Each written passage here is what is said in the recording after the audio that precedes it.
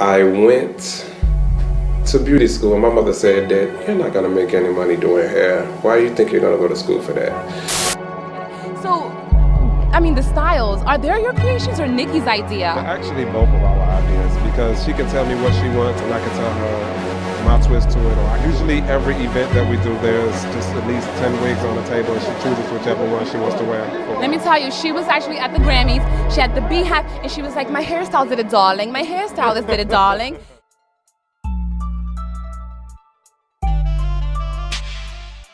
I know I've been all around the world. We are now in Hong Kong. Hi! Oh man, hold on, let me put my hat on. We're in Argentina. Welcome to Hawaii, people. I want to, but they all both of them. Paris, London, Bahamas, Jamaica, everywhere.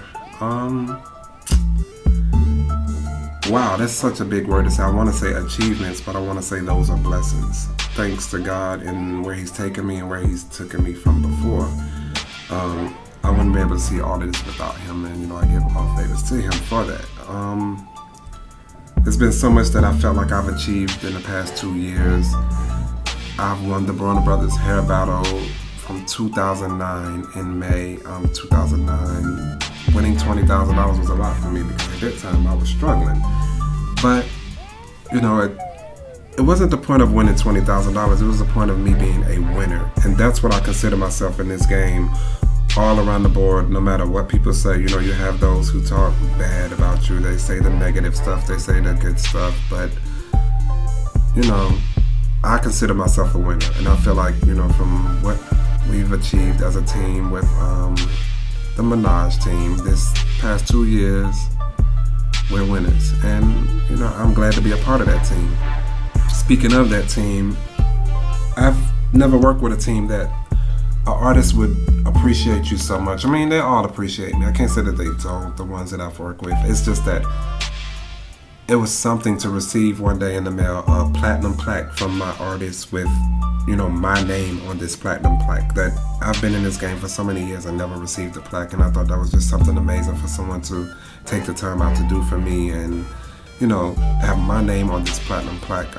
That felt so, it took a lot for me. My mom felt so amazed when she saw it. She helped me open up the box. And also, there was a Blackout Award that I received for the first annual Blackout Awards that happened in Newark. They gave me one of the Breakout Awards as well, which I thought was amazing. I felt like, these awards and these achievements were great for me to get in the past 2 years.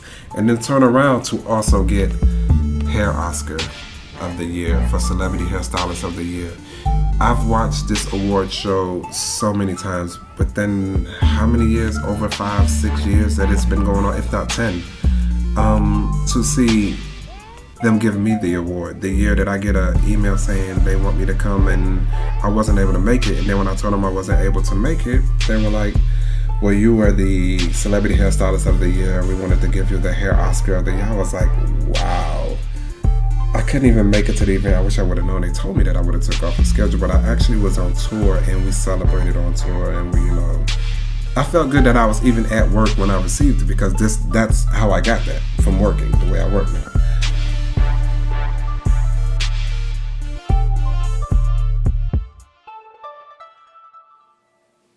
How did I even get into it? I just know I used to draw hairstyles for people when I was little.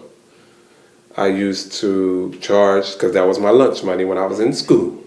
So anybody want to get a hairstyle for me for their prom or anything else, you're just going to give me 25 cents to 50 cents for the picture, depending on how deep I got to get into the artwork. I started back in high school drawing hairstyles for people, getting the money, lunch money, blah, blah, blah, whatever. But I was so into the creative part, and I thought I was going to go to college, and I ended up going to beauty school right in the middle of college. Like, I seen my cousins making money, doing hair, all the creative hairstyles back in Atlanta, finger waves up high, all the decorations on the hair. I was like, oh, I gotta get into this. This is what I wanna do. I don't wanna go to school at DeVry and be here taking a quiz every other day at school. That's not me, so. This is your girl, Little Mona Godmother. I could say for the past years that we've been in each other's company and presence, He's one of the most genuine, because I will tell you that is a rarity in this world, not only this industry.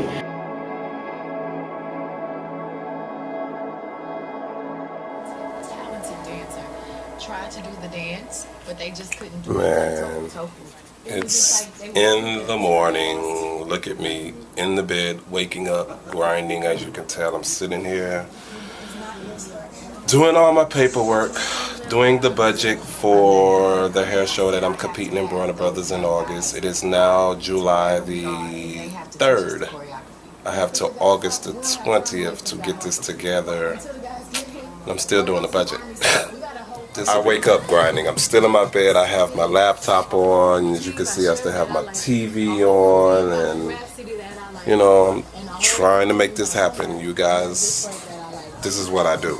Sorry, but this is how I do, and this is how I win. You know what really makes me feel as even good, or you know, better at, you know, the hair industry thing, is when we go to a club or I'm somewhere with Nicki or we're at a concert and I see all these people with the Nicki Minaj hairstyles, even back to like the Remy Ma, but the Nicki Minaj, like I can go into the club, I can see black, blonde, I see all the hairstyles and I'm like, dang, I helped create that. Like I am a trendsetter.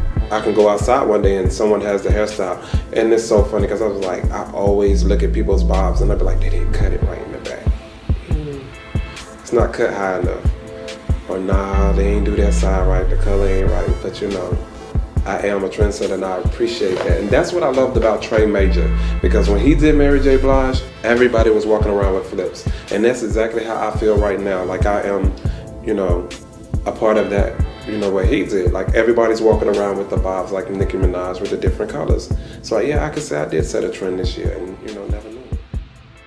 When I first came to you, I thought I found a special treasure, which I did. And I'm so glad that we're still connected.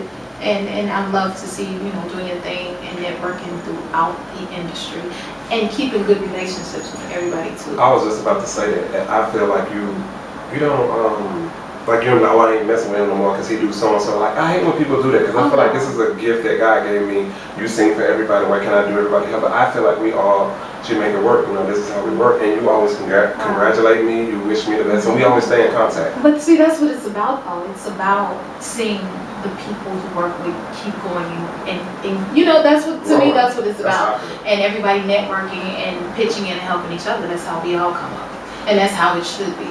Well, I love you. You're the greatest. Let's take it back to the Sex and the City days. It does, doesn't it? Hi, I'm Kayla, here to meet Terrence Davidson. When I grow up, I want to be a celebrity hairstylist, and so I wanted to meet him because I'm so inspired by his work, especially with his imagination. I love the styles he creates, and he's just nice. So he got us to come over here. I finally met him, so hopefully, you know, he can show me how to do things so when I can grow up, I can have a shot, you know, become successful in life. So I'm all excited. But yeah, I don't know, I get, like, I'm so nervous. Okay, I'm sorry. How'd you meet him?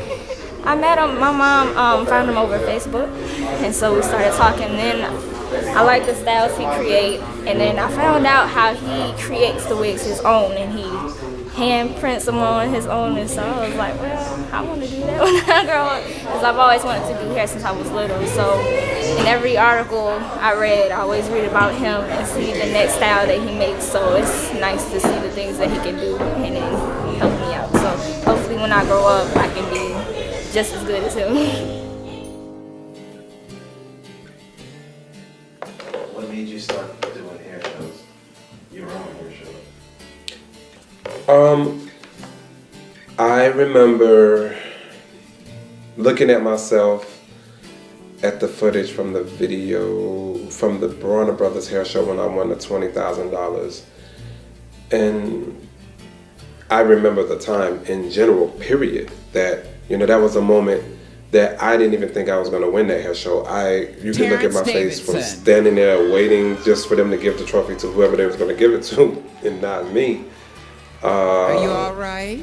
And then Here, I I got some won. water. Like the feeling, it went through my body, like it was just, my whole body just froze up, and I just went right to the ground, and I just started crying. But at the same time, I was thanking God, because no one knows what I went through to do that competition. Nobody knows. My son was there with me, and I don't know, I thought he was maybe good luck for me, or it was so many people. I had like 27 people in my whole stage presentation, and all I could think about on that stage was like, wow, I have to pay these people money for coming to do this for me, or I gotta go back to work. I gotta go back to work to pay these people money. It took so much money, and there was a lot of stress. And at that time, I wasn't really working, like, I don't know, man. I wasn't working good. Business was slow. And that $20,000 could have done a lot for me that day. And I thought that I lost. All I could think in my head was standing on that stage was like, I have to go back, set up appointments, pay these people their money back. Ever since I saw myself on the footage, it made me want to give back to people who actually, want it so bad. Because I wanted it that bad, and I actually won. And, that whole experience with winning the Bronner Brothers show made me want to give back to those who can't get into Bronner Brothers, because they don't open the doors for everybody. And I used to be one of those who couldn't get into Bronner Brothers competition because I didn't have a resume, or they didn't know who I was. And I remember for that one, they was like, okay, you can get in it, but you have to send us a resume first before we can accept you. I can promise you, not even 10 minutes after I emailed them my resume, and they knew who I was, because that resume, that piece of paper spoke so much that they was like, where have I been? That was the first thing. It was like, where have you been? We can't believe that you've done all this work. What they failed to realize was, I used to be in your competitions at the beginning, doing fantasy competitions years ago, and never got to win anything from Bronner Brothers. So that was a blessing for me, because I think that was one of my challenges in life, was to win a Bronner Brothers trophy, because I never won. And I used to get in fantasy like 10 times. I'm a competition person. Like, I love to get in those competitions. So I feel good to give back to those who can never, ever compete in a Bronner Brothers and want to sit in that audience and see us up on that stage, competing, but they can't get in it, because those people are gifted as well. There's a lot of gifted people in the audience. Everybody won't be able to get a chance, but I pray to God that they'll get a chance to get in one of my shows.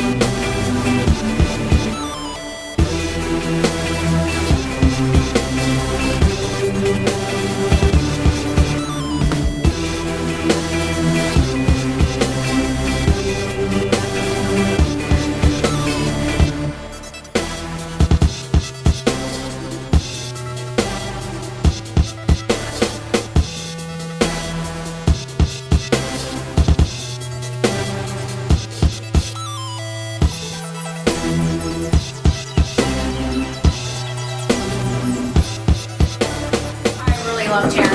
I love working with him. I think he is super creative, super sweet, nice all the time, on time.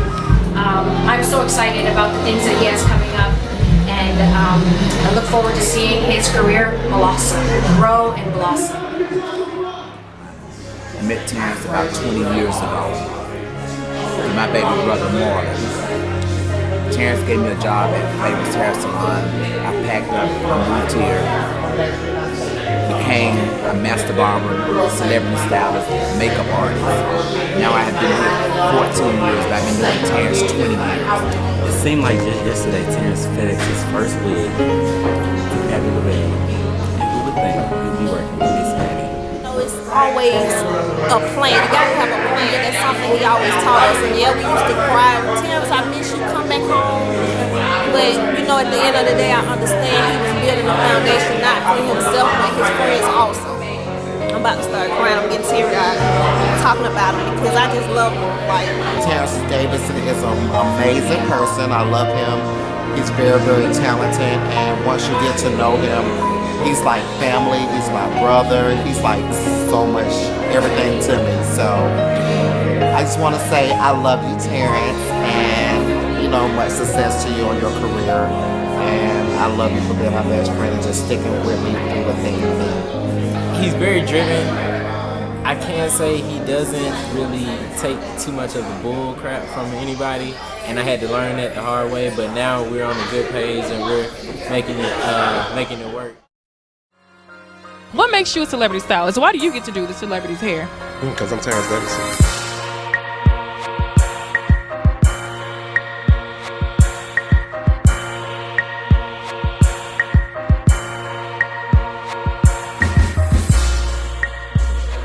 Somebody asked me, was Terrence hard to work with? And it's definitely a person that's hard to work with. Only because he knows what he wants. He demands perfection.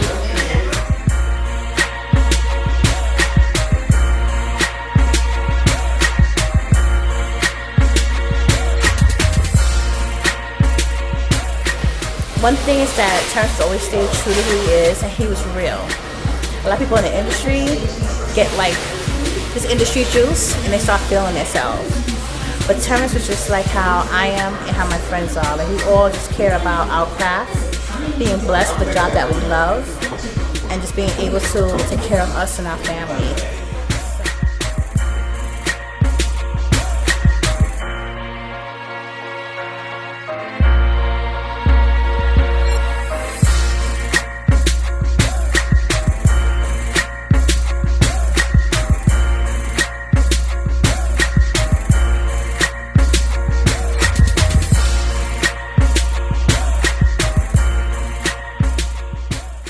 Whatever I do, what you see on the screen, what you see on TV, I'm working for all of us because we all are a family.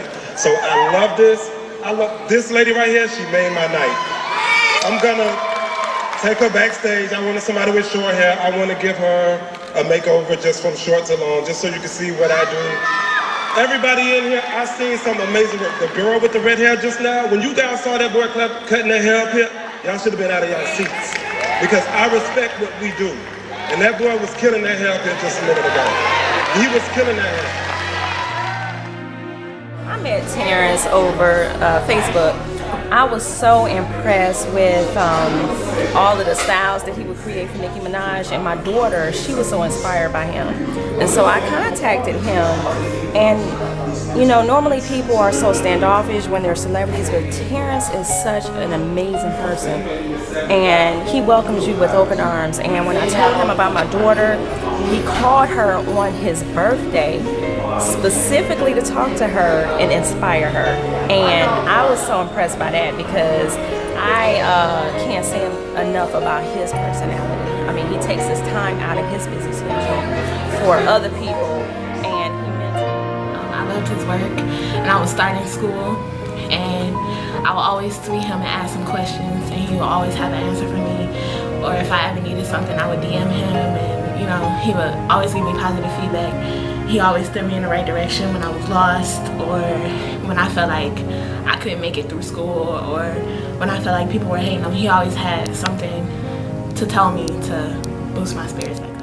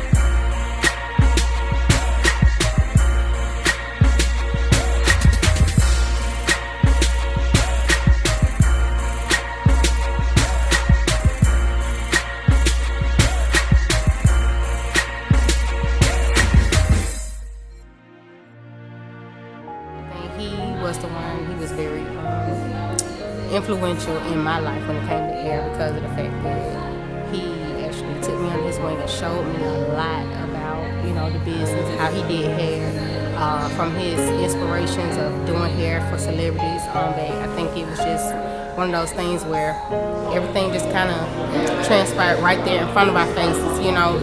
Our dreams just came into reality. Came from sleeping on each other's floors, spending the night at each other's houses because we had nobody else to do this or to help us. We had to help each other.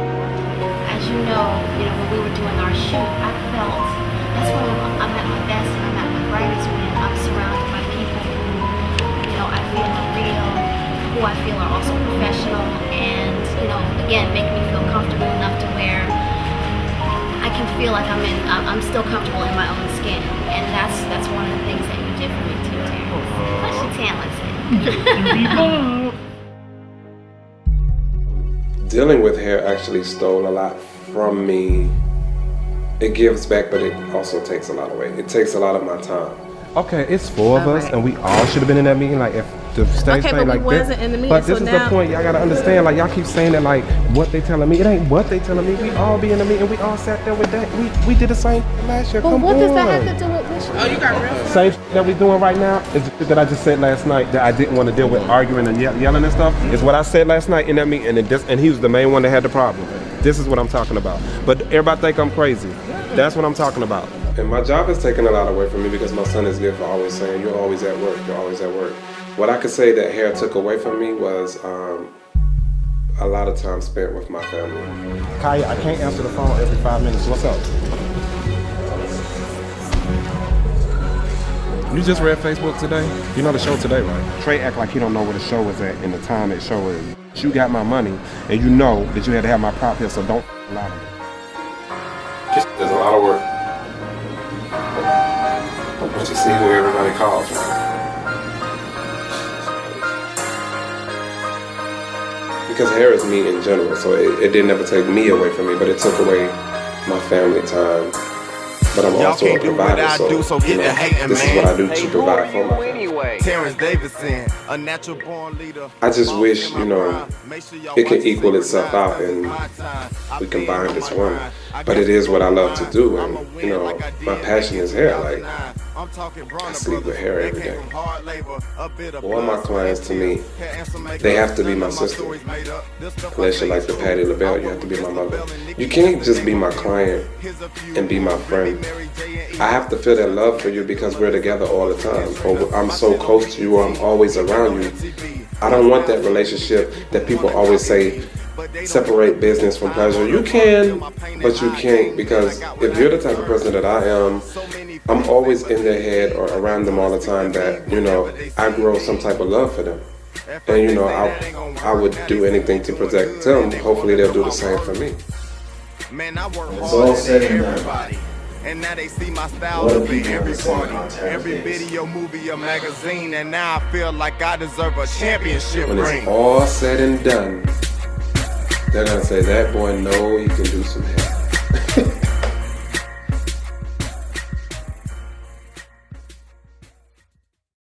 To make it in this career, as far as a celebrity hairstylist goes, for me or anyone, you would have to pack up and move. I'm not sure where you're moving from, where you're going to, or if you're already there, but there's things that you have to do. There's changes that you will have to make. And when I say pack up, I mean I moved from Atlanta to New York. I decided that I knew that I wasn't gonna make it in Atlanta, and I knew that all the music, all of the record labels, all the magazines were located in New York. So I had to go to New York. I had to figure out who I can live with, what I can do to make things happen up there. So yeah, I sacrificed a lot. I used to have at least first come, first serve every day at work, clients coming. After I did the first 10 people, I shut it down. I wouldn't do no more after that. So, that was part of my sacrifice, because I cut back a lot of money, making a lot of money to move to New York and make my dreams happen. So you won't be doing the things that you probably used to doing, from partying every night, partying on the weekends, spending money on this, spending on that. You would definitely have to save your money in New York because the cost of living is so expensive. I actually stayed with my cousin for maybe 6 months tops, and I slept in their attic on the floor in the same room with my sister because she ended up moving there too at the same time. So she slept in the bed, I slept on the floor, and I ended up moving out of there and moving closer to the city to try to work even more at what I wanted to do. I lived in Jersey City, and I lived in a basement on this lady's apartment, which was like a very small room. And I went to Rent-A-Center and I got me a TV. I put it in there. I got a whole bunch of Tupperware boxes and put all my clothes in the boxes. And you know, it made the struggle even better for me because I knew I had to get out of that little bitty room in order to get to where I wanted to go with my career and my life. So pretty much how I got started in this game. Once I moved to New York, I did a lot of editorial work with Black Men Magazine, Hype Hair, Smooth Magazine. Actually, most of my work started with those magazines, TNA magazines, and it worked for me at the time because actually I met not most of my clients. I met, you know, some of my clients that were shooting for maybe Today's Black Women magazine because I worked for all of those magazines as well. And those checks really counted. You know, I was struggling, but I was making it, you know, doing my $150 editorial because that's how much they pay you. $150 a day. At that time, they was getting $150 a day. And I was really working, and those checks added up. I used to have to work like maybe 2-3 times a week, and, you know, you still have to wait 2 weeks to 3 weeks for a check from those companies. So you have to be careful with that, too, because, you know, you'll still be waiting and you'll still be striving, trying to make it to the top. It's a beauty story, which we actually were doing different movies. So this was like Breakfast at Tiffany's. This was like the, I think the Mad Max look. No, Sin City. And your editorial works just comes from, you know, these magazines, and you just really pretty much that's what editorial is, working with magazines and doing the shoots with them. You'll get tear sheets, you build it up in your portfolio, you put those pictures in your portfolio as well. That goes to show people that you've been getting work and that you're working with the good credits, because people will read the credits and try to figure out who did this hair, who did this makeup. So it's a good thing to do editorial work. I thought it was great. People were finding out about me while I was doing editorial. I couldn't go wrong. I always wanted my name in those magazines, and you know, it was good to see my name. I used to be in the store every day trying to figure out when is the magazine coming, when is this issue going to hit in the magazines, the stands, and you know, people will learn about you, and that's why you should have a website, and you should set it up to where when somebody's trying to find you, or some type of company name that somebody can Google, because I don't think they can put website in too many magazines, you know. So try to figure out how people will find you, your name or your company name, and research you. And that's why Facebook is crazy right now. It's good because people found me on Facebook like crazy. There was a show in Fashion Week, and a dude actually found me on Facebook, and he saw my work on Facebook. So that's how they find you. You know, that's why I said always put your name in these magazines when you're doing editorial, because people want to find you. They'll figure out how to find you. And I guess they went to Facebook and they put my name in, and they found me. They knew what they heard of me before, or whatever. But so it's Fashion Week in New York when I'm in NYC. I've been here for a minute now. We're gonna be shooting a little footage of me working with Mart Fashion for his launch of his t-shirts, which is what I have on today. He had me come up there and do the hair for the show, for the models, for the mannequins. Actually, it wasn't even for models. He had actually mannequins, which I loved even more. The whole concept was crazy. He had these silver mannequins, and we put the wigs on the mannequins with the crazy hairdos. And he was launching his t-shirt line. And I thought that was a great thing, and that's how he found me. So I could tell you now, you know, putting your name in those magazines and getting the credits does work, because people will find you. Made the wigs for his mannequins for his launching of his line today. It's going to be a great event. I want you guys to come and see, you know. It's actually my first, I think, Fashion Week event in New York that I've got to work with somebody that reached out to me and wanted, you know, me to use my wigs on their mannequins.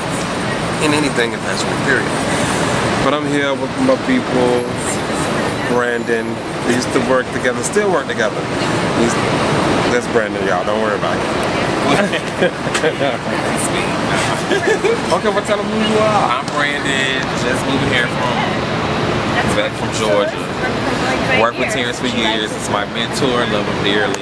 Trying to get all the knowledge sucked into my brain. But it is New York Fashion Week. You gotta love it. First thing you're gonna need is a portfolio. A portfolio, if those of you who don't know, is these big black books. You can get them in all sizes, different places. You can go to, I'm sure a lot of states have Sam Flack's House of Portfolio. You can actually look up online. They're located in New York. You can actually get their information 411. Call it from your phone. They're located in Manhattan. But this book actually is great. And you know, this is great for when people want to see your work that's right there in front of you. But those are people that are looking online. Nowadays, it's 2012. You have to go start and get you an online portfolio. Get all your pictures in there. Like, this is editorial work. So, you know, you'll get a beauty shot with the editorial work that I've shot with. You put this in your book and you always open your portfolio up with breathtaking pictures. Something that's timeless. This I've done maybe 10 years ago. And you can look at this picture till to date and you'll think it was something that's probably done yesterday or who knows when. But I've always believed in timeless hairstyles or something that's timeless that people can see and still look back and say, wow, it's still existing, blah, blah, blah. But these are beauty shots that you can deal with putting in your book, a book this size. You get them blowed up. Make sure you get the perfect model, the perfect makeup. All of that matters in your portfolio. You have to get you a photographer. You have to get you a makeup artist. Do your homework. I search on Model Mayhem, maybe Model Mayhem. You can go on Facebook. You know, build up relationship with those people who are in the industry that does, you know, are trying to get to where you're going. But make sure that their work is, you know, top of the work. You know, top of the line work. You can't just shoot with anybody. You can't just shoot with any model. You have to make sure that your model is right, the makeup is right, and the wardrobe is right, and as long as the photography as well. So, you know, all of that is a plus to make sure that the picture comes out great. You can't just go in there with your best friend and say, okay, we're going to shoot you, and your best friend look like Boo-Boo the Fool. That's not going to work. So I'm just trying to tell you the truth, and I'm telling you what people ain't going to tell you when they see you. So make sure you get the right model, people. Don't go get your friend because she's just next door and she's going to do it because she get her hair done for free. Don't work like that. People don't only look at just the hair because you're the hairstylist when you're going in for a job, but they look at the total picture, because if the clothes throw them off or the makeup throw them off, they're not even worrying about what their hair looks like anymore. So you have to definitely know, build a portfolio to get started with your book. That's how you get started with, you know, I guess celebrity hairstyling, how you want to get started is you have to build a book first and take that book on online portfolio and start building relationships with those people that you want to work with from different magazines and video work. Video work is amazing. You'll be surprised. You know, I started with videos too here in Atlanta, and I wish I knew then what I know now about video work, because y'all, they was not paying me the money they was supposed to be paying me. I'm gonna just keep it real with you. I ain't gonna say who it was. I ain't seen you lately, but when I see you, I'm going to ask you about that. But my money wasn't what it was supposed to be. And those days, I was doing styling. I put the whole team together. So I already knew. They knew they was getting a deal for me. And that's why they would call me all the time. I was doing the wardrobe, the clothes. I had my own makeup artist on my team, blah, blah, blah. But they wasn't paying me a lot. But it was good because you have to pay your dues. And at the end of the day, that's what I was doing. I was paying my dues to get into this door. So to get my career started in celebrity hairstyling, that's pretty much what I was doing, you know. But I noticed that I have to build a book. Build your book, people. Get you a portfolio. Go to those places that I told you to get the book. Start setting up photo shoots. Get your makeup artist right. Get your photographer right. Same thing. Everybody, you know, work together as a team and make a beautiful picture. And I promise you, just keep building, building, building. And take that book to wherever you want to go to, whoever you want to work with, and show them this book, or either show them your online portfolio, and it'll work perfectly for you. So once you got that portfolio put together, you get everything from the pictures, the test shoots. Make sure, like I said, test shoots are very important. A portfolio is what I just showed you guys. This is what we're going to work with, this here book. And you could do, like I said, an online portfolio, but make sure you have the right test shoots with the right models, the right photographers. Go to Model Mayhem, Facebook, research the best photographers, makeup artists that's in your area. See if you can get them to work with you, and it's called test shoot. Make sure they understand what test shoot means. Test shoot means no one's getting paid. So with that being said, you all get to keep that picture. You all get to take that picture. You can't use it for whatever, but there's certain rights that you know you will have to deal with the photographer. You can do an all-out photo shoot and just be like, can we use these for whatever. You have to make sure you're all on the same page with an agreement with the test shoots. But usually test shoots are when we're all shooting for free. Free people, not going in paying a photographer to do a test shoot when he already knows it's called a test shoot. Shoot it for free. I mean, you all get something out of this picture. It could be some beautiful work, especially if you're working with an amazing photographer, an amazing makeup artist, an amazing hairstylist, like me. Comp cards is what I like, starting out with this size right here. This was my comp card, and I actually put my name, celebrity hairstylist Terrence Davidson, on the front. And you give people more details on the back. You might give them 2 or 3 more pictures of what you're working with, your name again, but then you put all your contact information in the bottom left-hand corner. I put my Facebook, my Twitter, my email, and then my website. I wouldn't say put your personal number. You can do that on your business cards, people. But the comp cards, you really want to keep it more professional. I say put your website, your Twitter, your Facebook, more contact information via internet, not cell phone, unless you have a separate work number. Let's not put your cell phone number on there, and then when someone's calling you, you're very unprofessional, or the background just isn't right when they're calling you, and then that kind of turns people off. So you don't want to put that number on there if you know that you're not in the right environment when you get ready to answer a phone number that you don't even know. Or just don't answer that number, please, because it's not going to work. Great to experience it and to get to know what it's like at the beginning. My best bet is to assist anyone as much as possible as you can on a video set. That's how I got started. I was assisting at one point, and then I was doing pretty much the key hair person for the video. But try your best to assist someone until you can become key for yourself, and you're good at what you do. But learn, go in, see what it's like, watch the person that's in charge and get the information from them. But don't ask them, just be alert, pay attention. I always give you production sheets. So read the production sheet. If you you'll see the credits on there, and it'll usually tell you who's the casting person, who's the producer, who's this, who's that. Try to stay in contact with the casting person and probably production to always reach out for you whenever there's a video coming up and they want someone to do the hair for this job. The production companies are the best because they're always working. They're always doing videos. If it's not movies or something else, try to reach out to them.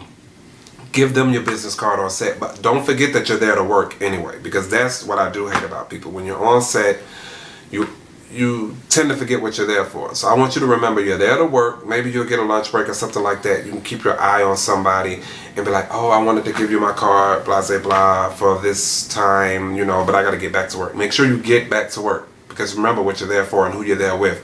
Never forget that, and be careful of how you do that. At least respect the person that you're working with, and actually let them know you think it's okay if I network with so-and-so and so-and-so while I'm here and there, because I want to know what you're there for. Don't be using me to get to where you're going. I'd rather you tell me instead of just using me. They'll have record labels' phone numbers on there and everything. I think that you could probably reach out to the label once your portfolio is built and it's strong enough to take to a record label, and you reach out to them and you tell them, you want to work with their newest artists that they have coming out and blah, blah, blah. Those production sheets has a lot of information on them. I hope they don't kill me for telling y'all to go get them, but I'm telling you, that's where I got my information. I'm just telling y'all where I got mine. I don't care what you do. Just figure it out that way. But hand out your business cards and be nosy. Be seen, but don't be heard. Be seen, but don't be heard. They don't have to know or hear you. They can see you, they can wonder in their head, who are you the whole time, but you don't have to say anything because you don't want a bad impression on anyone. But I was always the type of person that when I first started out in Atlanta, I used to go to the parties. I used to see Diddy. Now that's a crazy situation, because I remember going to a party with Genuine, Diddy, everybody was there, and I used to break my neck to get into the VIP, and I wanted to be up there and to take a picture and do this and do that, and now I look at it like, this man walks by me 50 million times in different events, or I shake hands with this man, I speak to him, he knows my face, he knows my name, and it's a funny situation like that. And I just felt like, I don't know, I'm not going to go in there to be a groupie. I'm going to go in there and just let them see me, and when I get to the point they'll see me again, I'll be working, and they'll pass the film. Because in my head I always think Diddy is the one that I've seen years and years and years ago, and I always say, I ain't gonna take no picture with this man because I'm gonna see him again. And that's just how I think. And I want everybody else to think like that too. I mean, you know, we do have our moments where you do want to take a picture with this person, and you do want to, but you don't want to be too groupie-ish. But I understand how you feel. I mean, I don't know. I can't say don't do it, but I say don't overdo it. I just say do it enough, and then later on down the line, you know, you might see this person like, you know, years ago I took a picture with you and like that, but just don't overdo it. You know, we all get our excitement for something, but I'll tell you, video work is amazing. It was part of my life at one time, and you know, it's a part of my life now because that's just what I do now with the client that I work with, and it's amazing. I love it. You'll put in some long hours, I'm gonna tell you that now. So don't think you go in and get out, but you know, put in a lot of work for that. This industry is so big but so small. And when you're trying to make it, you have to be focused. You know, people want to make sure that they're pulling the right energy off of you. And people feed off of energy when they meet you. I know they feed off of energy when they meet me and when I meet them. But I want you to have positive energy in this whole game because it's a lot of negativity that can just rip you from all kind of angles. So you have to be strong in this whole field. Your surroundings are very important. You know, you can be around people that complain every day, people that pretty much have this issue here, that issue there, their family's doing this. They're like, they keep coming at you with all of their problems, and you're just taking it in. But at the same time, you're trying to go this way. You're trying to grow, and you will want to be around where you want to go. Motivation, and you don't want to surround yourself with people with the bad energy that's always fighting all the time, always doing this, just always doing that, and you hear the same issues and problems from them every day. And I've done that. Once I moved to New York, to New Jersey, I lived there. I had to call my mom one time, and I said, I'm gonna take 2, maybe 3 weeks. I won't be calling you. I'll text you. I just wanted me time. I wanted to sit down and go to work every day, not talk to people, not hear anything. I just wanted to see where was Terrence going and what was Terrence going to do with his life and his career. And as I did that and took those steps, I was doing photo shoots. I just separated myself from family, from friends, from any and everything. It was kind of killing me, but at the same time, I had a peace of mind just being at home. My mother would text me and just say, I'm just making sure you're okay. And I text her back and say, I'm fine, I'm great. And you know, you can text and just check with your family, but make sure that you know, that energy in you is getting ready to come out. That's going to be great. Like, you don't want to keep hearing everybody's moods every day because you get thrown off. And I've done it. I've been there. As a matter of fact, today before on my way here, I was there. And you know, I have to get myself together. And I know for a fact that there's things in my life that I have to change too. And you know, people in my life that I have to change in order to get to where I'm going. And you know, somebody has to put their foot down, and I think that, you know, your surroundings are very important, and you know, you don't want to hurt nobody's feelings, but you also want to be able to be at the top of your game too. So you have to figure that out, where you want to be at with your career and your life. We all have to remember, we have to put ourselves first. And then, you know, once you get your foot in the door, then you bring your friends. And that's what I did. Those times that I took off is when I knew I can go back and call my friends that I had around me that were doing hair, and I could send them to go do somebody that I wasn't able to do. And that's why I said you have to make sure that your surroundings are great and you establish, you know, I guess your own career first. So that is such a touchy subject though, because, you know, you don't never want to separate yourself from your friends, but you, your friends, and your artists, they're all different. I think that you'll figure it out. Do not take your friends around your artists because you're at work, you're not at home, or you're not playing. I know you want to show off your job, and I know you want them to see who you're working with and this and this and that. I think they'll see that in the media. They'll see it when you talk to them. They'll see it, but try to separate that. Don't take your friends to work unless it's a club event or something like that, but you know, go to work and get yourself in the door first before you put anybody else in with you. I hear people saying, oh, I do hair, I do makeup, I do wardrobe or whatever. To me personally, choose one career. Once you pick that one career and you mastered it and you can figure it out, because I don't know, I hear people always saying, I do hair and makeup, and I just look. You know, I've heard different artists say they want one person to do both, and And I tried it. I don't think I can do it. I know that I couldn't. I know that, I like to master that one thing and stay focused because you get too all over the place when you're doing makeup and you're doing hair. One may be better than the other, and whichever one is better is the one you need to stay focused on because that's pretty much what you were meant to do. And I can't say it for everybody, but I just don't get it. I mean, I don't know. Maybe, I'm not a multitask person. Some people are, some people aren't. Somebody probably will prove me wrong on that one, but I'm sticking to the one thing. Separate your personal life from your business. There's things that you may have an issue with someone when you two work together. It's personal. At the same time, you're at work. So let's not bring the personal life to work. Let's figure out work and keep it straight work.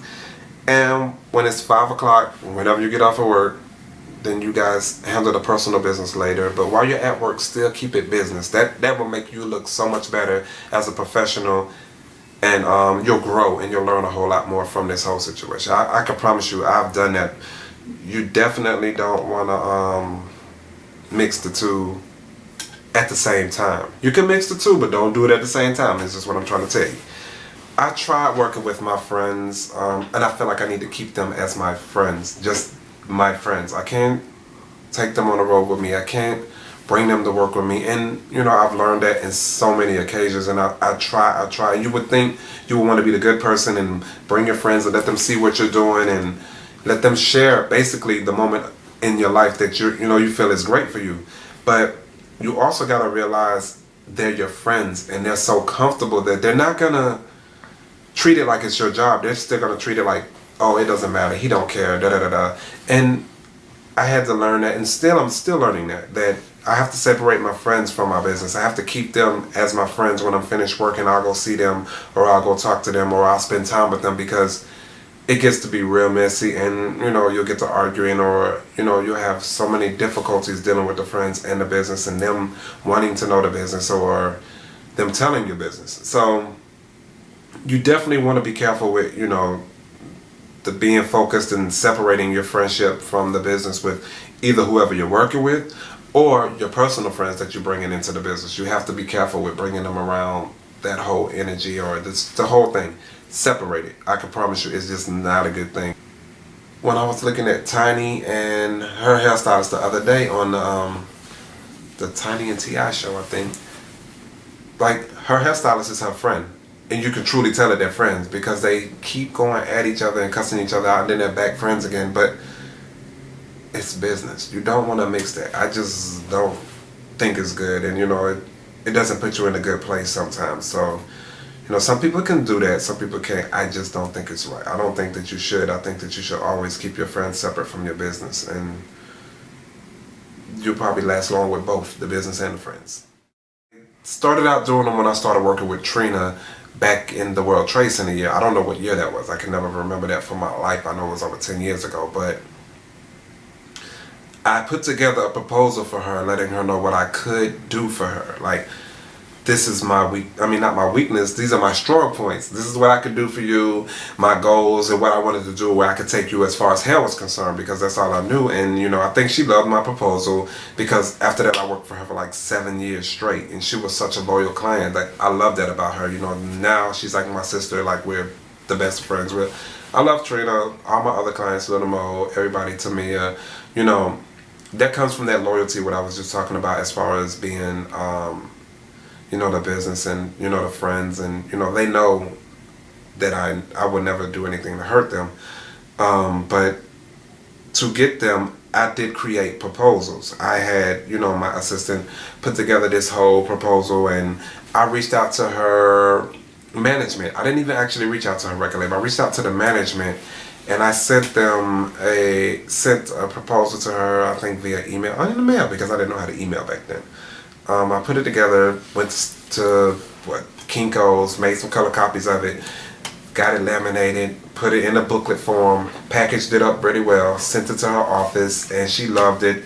And I started working with her. So is anyone that you want to work with in this industry, from music to acting to modeling or whatever, put you a nice proposal together, send it to them, let them know how you feel on the inside of how you really, not a long story of what you want to do, but put some pictures of your work on that proposal. some objectives of what you could do for them, and you know, focal points and your strong points of stuff that you could do that you feel that might can help them with their career and make them go further too. I know what would make me different from other stylists. That's one reason why I jumped into the game. When I moved to New York, I was always watching BET, MTV, sitting on my sofa. I was always off on Sundays and Mondays, but I knew Monday I couldn't wait for 106 in Park to come on, or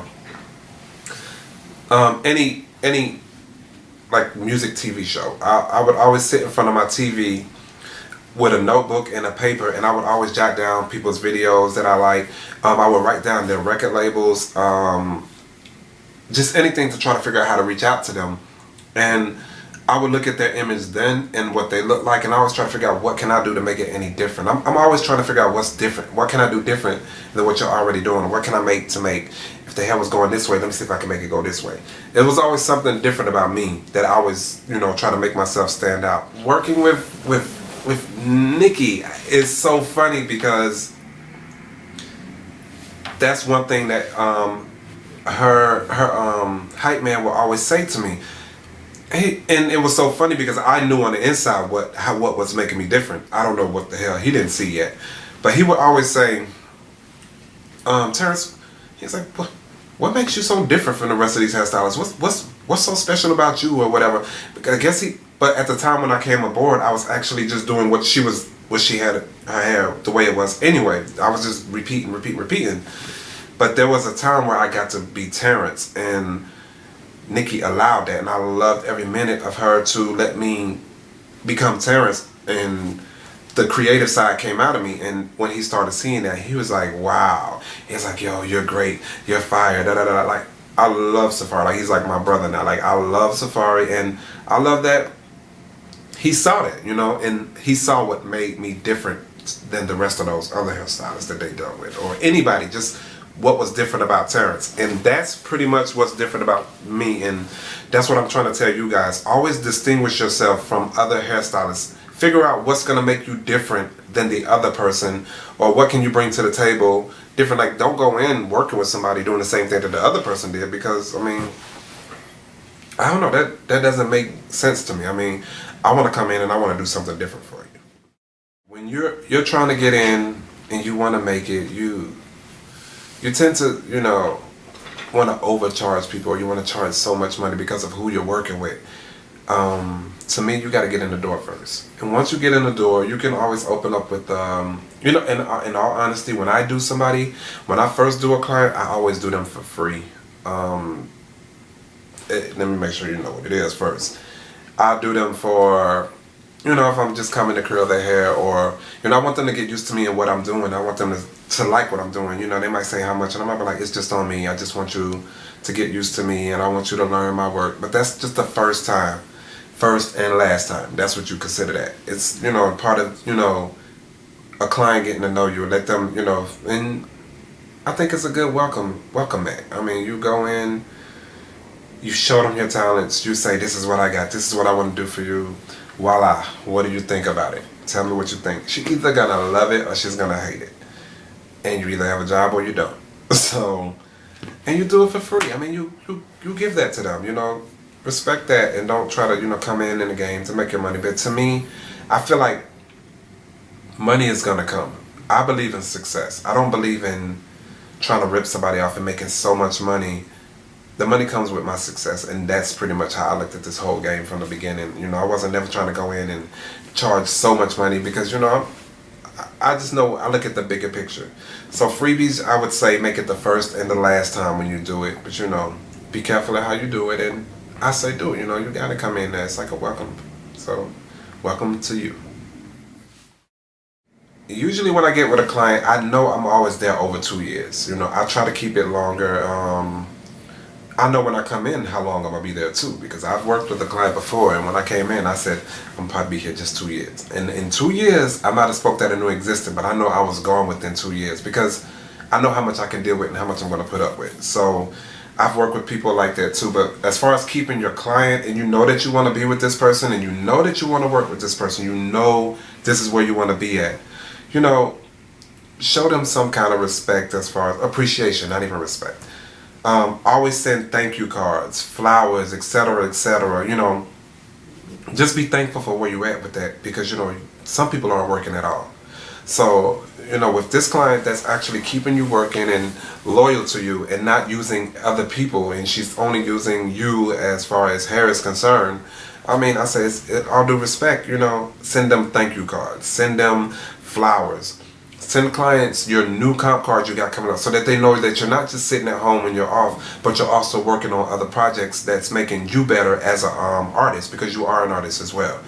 You know, you want to be at home working on what's next for you, what you can build up. You don't want to just go home, go to sleep, and go to work the next day. You want to go home and work on what's new. Send them your new comp cards, your new website information. Keep building up you as an artist, because that also, you know, keeps a strong thought in their head about you, and you know, then make sure that they're gonna keep you. I can promise you, you know. But you know, you have to stay working too. You know, they're not still doing albums and still doing music and expect to still look the same. So you have to go home and still keep working yourself.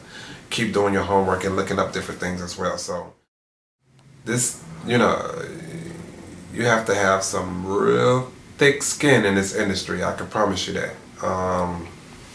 You have to be very strong-minded. You have to stay level-headed. I know there's days that's going to be bad. Every day is not going to be great in this industry, and every day is not promised to you to be great. So don't wake up thinking everything is going to be all roses and flowers and everything, and I can promise you it's not.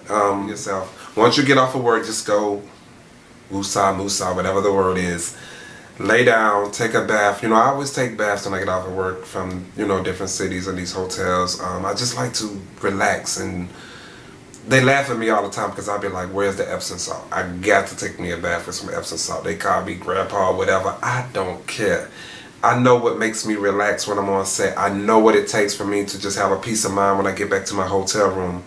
You have to stay level-headed, because every day is just something different. You know, you gotta just hold on and be like, I know they don't mean nothing. I know they're going through this or they're going through that. So, you know, arguing with people, you know, that happens. It happens on set a lot. I've been there. I've been there with many of my clients. And that's how I know that I call them my sisters, because I love them, from Trina to Remy to Little Mo to Mia to now Nikki. We argue. That's what we do when you're family. I argue with my family, so they are my family. I don't care what nobody says.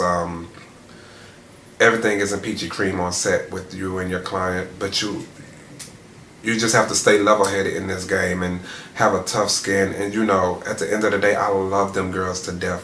Every single one of them.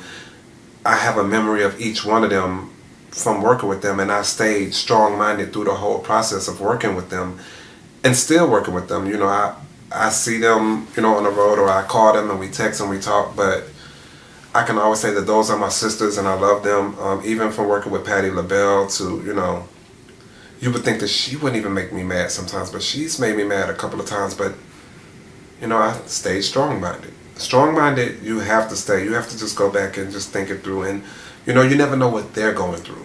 So don't, you know, all of a sudden get the mean head and go home and quit and don't go back to work, because you never know what you're missing, and you always got to look at the bigger picture in the future. And that's how I look at it with my career and my clients. You know, I just look at a bigger picture of what I'm trying to do with myself. I say expand your research, including overseas magazines, hair magazines. That's what I do. I love New York, because all of those magazine stands, you can go, you get all the crazy magazines, all the overseas. I love overseas things. Study what's new, what's next. See what you can change when you see those pictures of those hairstyles or anything that's different to me. Salon work is okay. When you're working in a salon, you tend to learn from people that you work around, but I try to do something different. I always say something as a salon hairstylist, a salon hairstyle. I try to expand my horizon, go get the magazines, go pull up pictures online, search the internet, see what's new, go pull up movies, see something creative and try to take it and work with it. Build your own style from there. Get the urban and the high fashion magazines. See what you can work with, but definitely do your homework in this game. You always want to see what you can build and what you can do for what's coming up next. Never keep everything the same. That's just me. I wouldn't do that. I wouldn't keep everything the same. I would try my best to do something different. And see, what magazine called Hair for Now is my favorite because the hairstyles in there are crazy. So, you know, you get those magazines and you go in and you'll be so wild, like different crazy hairstyles, stuff that you can do, something you can't do. You know, you give me a picture and I work from it. So that's just how I am. So I think, you know, build it up. Try to do that too. See a picture. It doesn't matter how it's done. If you have the picture and you do the hairstyle just like that picture, they might say, oh, you didn't cut that right. If your picture looks just like that picture, you did something right. So I was just a firm believer in as long as it looks like what I did or the way that I wanted it to come out. So yes, this magazine, Hair for Now, is just like my favorite magazine to go pick up.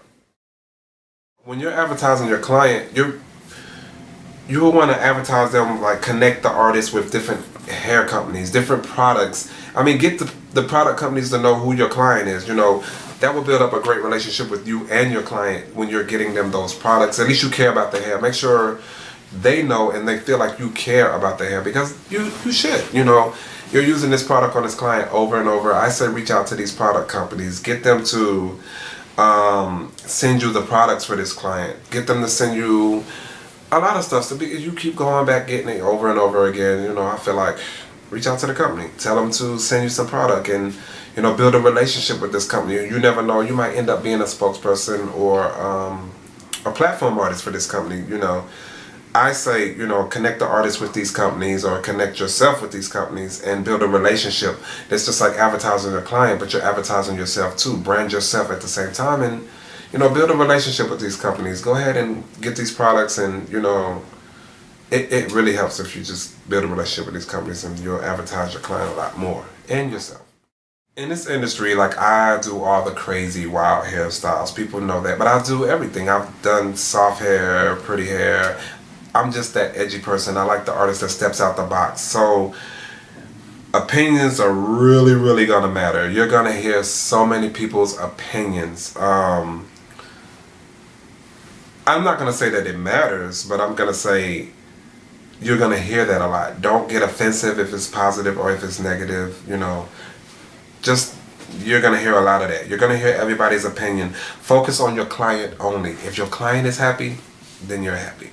People come to me about this and this and that. All I know is if my client is happy and my client loves what I'm doing with her, I don't really care about your opinion. I mean, I care about it, but I have to make my client happy because this is why I'm working and this is who I'm with all the time. So I can't really please everybody. I try my best to, but I'm gonna definitely please my client before anybody. Stay professional, because you will suffer consequences in this whole situation. That comes from, I've known some people, some females that I know that they felt like, guys too, it doesn't matter. I mean, that if they slept with this person or that person in the industry, that they're going to keep them to do this, or they're going to get them to do that, they're going to do this and that. And it doesn't work like that. I've been offered so many times, so many different things, so many different ways. I just said no. And the same face that I saw then is the same face that I see now.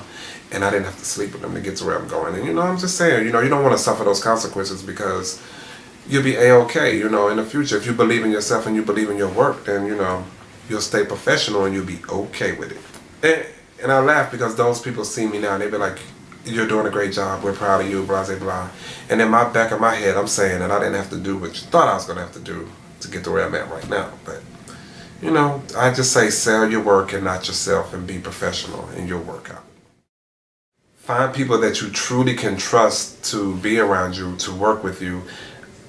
I don't want to say find your friends, even though you trust your friends, because that becomes problems and issues as well, as I spoke earlier about. But find people that you truly can trust, that you can really, you know, trust with your business, with a lot of things and a lot of decisions with your career, because that's your life on the line as far as your career is concerned.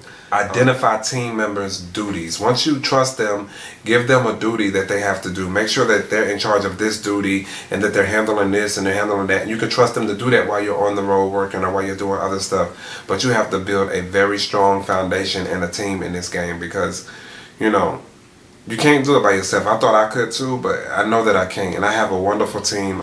But make sure that they know who is the boss. Anybody that you're working with, always make sure they know that you're still the boss, regardless if they end up being so close to you. You're still the one that's going to make the decision. Because me, I'm going to make my own decisions regardless. You can be my manager, you can be my assistant, you can be, I don't care. I know, I don't know everything, but I do know that I'm not going to let, you know, what I don't want to do, let you tell me to go ahead and do it. Because I've been there before and I've suffered consequences so many times that I've came too far right now, and I know that I am the boss and I will make my own decisions regardless at the end of the day. But you do have to build a team and you have to work together with them. You know, I'm not going to say that I'm saying no to everything, but I pretty much do say no to everything because I don't agree upon everything. In this game, like I said earlier too, I wish I knew then what I knew now about how much I was supposed to be making when I was working on video sets. It's hard because money works in different ways. You get a day rate, you get video rates, you get editorial rates, you get rates for celebrity home visits. Everything is a different rate, so you can't charge the same thing for everything. Something is always more or less, so nothing's never going to stay the same. It can vary, it can depend on what you do. And know your worth. In this game, you have to know your worth. And if you feel like you're worth $1 million, show me, because I'm trying to figure out that too myself. But I say, if you feel like you're worth, you know, $1,000 for this day, hey, you better show and prove that you're worth $1,000 for that day. And you also have to create time limits for payments. When it comes to this game and the money, usually in the music industry, they make you wait 30 days to get paid. You have to wait 30, sometimes to 60 days to get paid through the system. You have to be in the system. Remember to fill out a W-9 form. Remember, when somebody call you for a job, you better say, what all paperwork do you need for me to get paid? Don't say it right when they call you for the job, but you know, once y'all start talking about money. But make sure they have all the paperwork cleared up front, because once the job is done and you're not even in the system, you send an invoice and then they call you back probably 30 days when the invoice is due to say, oh, we need this by you. Make sure you clear all that up at the beginning. Make sure you have a W-9 form filled out. Make sure you fill out a vendor form for the record label, any label that you're working for. Ask them all of this information up front. Do I need a W-9? Do I need a vendor form? I am my own business, so you don't need to take out taxes on my check. So make sure that you fill out all the forms that's needed to make sure you get paid. But it is a system that you're 30 to 60 days, and once you're in the system so good and you're working with a regular client on a regular basis, sometimes you get paid paid faster. And create an invoice. Those of you who don't know what an invoice is, it's this paper which says invoice at the top and who you're billing to, and then all the information, the billing information. You have to title the job that you did, how much you're getting paid, the date that you did the job, and at the bottom the total amount for everything. All of this is important because they're going to ask you for an invoice. Some people be like, who, what? And that's how I was at the beginning, until I got this book from the Crystal Wright Agency, and I think I bought it at Barnes & Noble, but it's a wonderful book. It'll show you how to create invoices. It'll show you how to create, just to find yourself through this business. That book actually helped me a lot, and I learned a lot from that book. So you can go get that book and you can build your own invoice, and that's how you get paid in this industry. Know your worth, and don't overcharge, don't undercharge. Just be fair and be reasonable, and I think you'll work it out. Do your job and do your job only. I'm just trying to figure out why you're on set and you're telling me how to do hair when you do clothes or you do makeup. Why are you telling me how to do my job? Just do your job. And that's what I'm telling you. If you want to get into this industry, do your job. I'm sorry. Just, when I go on set, I get questioned, how does my makeup look? How does my clothes look? I could probably tell you how the clothes look, but I'm not a makeup person, so I can't say, a girl that looks good. I can tell you when you're pretty. I can tell you when you look pretty now. I ain't gonna tell you if it's ugly because I really don't know. But I'm gonna tell you, you look real pretty. Like, I love your makeup, you look hot. But I really can't tell you if there's something small that I don't see, or if it's too much something here. That's not me. It's not my job. I'm sorry. And I know that's why we got a makeup artist. And that's why we got a stylist. But I would never step on their toes anyway. I don't like when people step on my toes. Maybe you can come to me and say, there's a piece of hair out of place or something, but don't tell me how to do the hair. Don't tell me you should pull the hair up. And I noticed that about you guys that are stylists. But we always have a habit of, you always want the hair all the way pulled back. I'm just trying to figure out what you don't want. Nothing to show but the face and the clothes. You probably say put on less makeup too if you really wanted them to. But no. Okay, I'm sorry, stylist. I didn't mean to say that. Just in this game, play your position. You know, it works out well for you because, you know, people talk and they'll say, oh, he don't know how to do just his job. He wants to tell you how to do this, do that, do that. Play your position in this game and everything will be fine and it'll all work out. Always ask employer for a detailed job description when they call you and they be like, hey, I want to get my hair done. And you'll be like, okay, well, what do you want to get? What you want done? Oh, I just want you to curl my hair, da-da-da. Yeah, when they get to you or when you get to them, make sure you have everything that you need, every tool possible, because they never just want the hair curl, or they never might want this or they don't want that. I would say bring a variety of all styling equipment.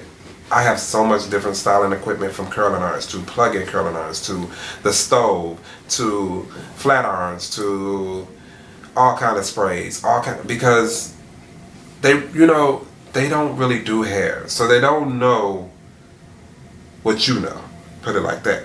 So you have to make sure you got everything, say, because just in case they say, oh no, I wanted this curl right here, it might be this little piece of hair. When they say they wanted all the long hair curl, you be like, you know what, I got something just for that curl. This little bitty curling iron will curl that little piece of hair right there. So always be prepared, and I call it tool time.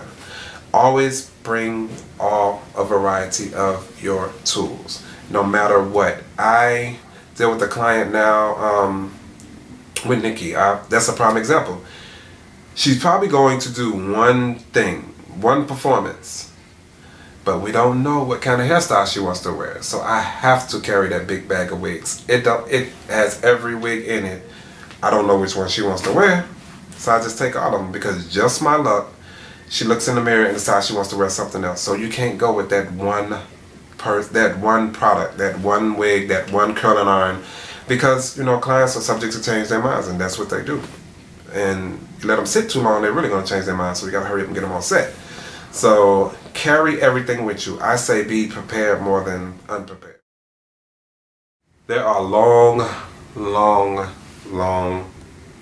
hours to be expected to work in this industry. And they're long days. One job might last 3-4 days. You have to get up in the morning. Last week I got up 8 in the morning, didn't leave set till 3 or 4 in the morning to get back up at 8 again. No, to get up at 7 something to leave at 8. So these jobs are expecting a lot of time. You know, there's a lot of sitting around all day. You know, it's just required. That's just what it is in this industry. That's just what it takes. That's what they want. I would tell you, just be prepared for that. Put on those, not running shoes, but those standing shoes, because you're gonna need it. Be on time, but don't expect for that to be the same for others, because you'll be on time, but they might not come on time. But you know, it's only good to look good for you and your book. You know, that's what you do. Be professional, show up on time. Don't complain about it. It's a job. You know, some people don't have this job, so if you want it, this part of the deals you have to deal with. Benefits. There aren't any. I'm sorry. Yeah, I mean, hair, makeup, wardrobe, you know, it's a very funny field. And most of us, we don't have insurance. We don't have health insurance. We don't have, but luckily certain people that you work with, you can get those benefits. And if not, I say reach out to different places like Kaiser, Blue Cross Blue Shield. You can get the insurance, but you know, most of the time there aren't any benefits in this unless you're working for a movie or a company like those, you know, daytime stories, blah blah blah. You can get those kind of benefits, so you have to be careful because we're on our feet all day, you know, and you know, we have problems with our bones. We do have that, and our hands. So we need to make sure that we have insurance. And I say look out to those different companies and figure out how you can get the health insurance, because not too many people, you know, have it or offer it. So like I said, with benefits, there aren't any. Identify your inspiration. What inspires you? What makes you want to do what you do? People ask me that all the time. I can't say what inspires me, because any and everything inspires me when it comes to hair. I could walk outside, I could see a leaf on a tree, I could see different colors in the leaf that inspires me color-wise. I could see the shape of something just across the room, or I could see someone's coat and the colors that's on the coat. I could just see different things, but always have inspiration. You have to be inspired by something. People say that I inspire them. So, you know, I think it's very important that you understand and you know what inspires you and what can inspire you.